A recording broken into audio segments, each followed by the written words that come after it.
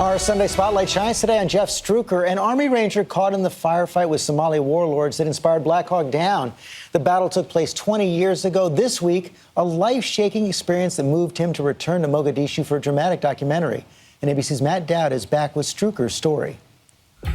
In 1993, Jeff Struecker was a 24-year-old Army Ranger sergeant, tasked with leading a squad of men through the hostile streets of Mogadishu. Their harrowing journey, the inspiration for the film Black Hawk Down.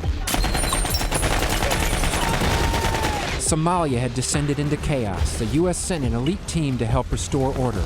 But on this day, the routine mission went horribly wrong. A Black Hawk helicopter was downed by warlord militiamen. An assault mission turned quickly to a rescue mission. I went through what is still to this day the most intense gunfight I've ever been in my life. One of the men that I was responsible for was shot in the head and killed instantly right behind me, and there was nothing that I could do about it. And then you're told you're going to have to go back out because there's another rescue that has to be done. Did you think you were going out now like on a death mission? All of us were thinking, okay, this is a suicide mission. If we go back through what we just drove through, every one of us are going to die. Ranger Creed says, I'll never leave a fallen comrade to fall into the hands of the enemy. Listening over the radio, people's voices were getting more and more terrified. I started thinking about my family and I started praying. A moment so intense, so powerful, it changed everything. It was a life-transforming event for me. I think many people think, oh, Jeff got shot at and he got scared and he's different because of it. And really, that wasn't it. Been in firefights and previous combat tours before this. I had a very, very strong faith in Jesus Christ before I went. But my faith became so real, it became so significant. So much so that Sergeant Struecker became an Army chaplain and now a pastor. Instead of raising children to be spiritual warriors.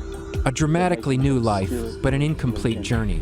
The resolution found when he returned to the site of the grisly battlefield this past spring. An incredible trip captured all on camera.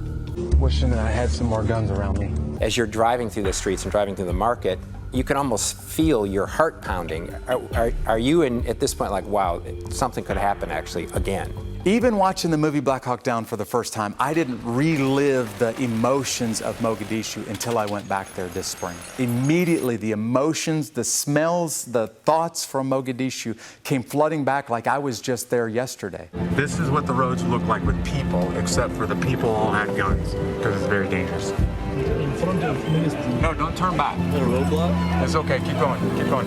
For Struecker, it was a journey from fighting to family to faith. Are you glad, looking back at your trip, that you went back?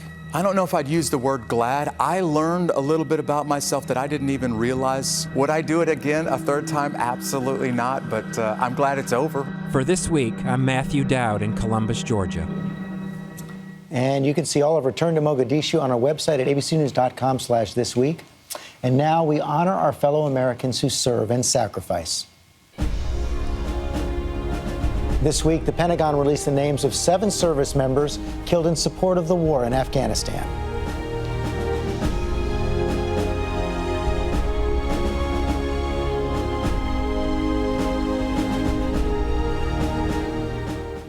And that is all for us today. Thanks for sharing part of your Sunday with us. Check out World News with David Muir tonight, and I'll see you tomorrow on GMA.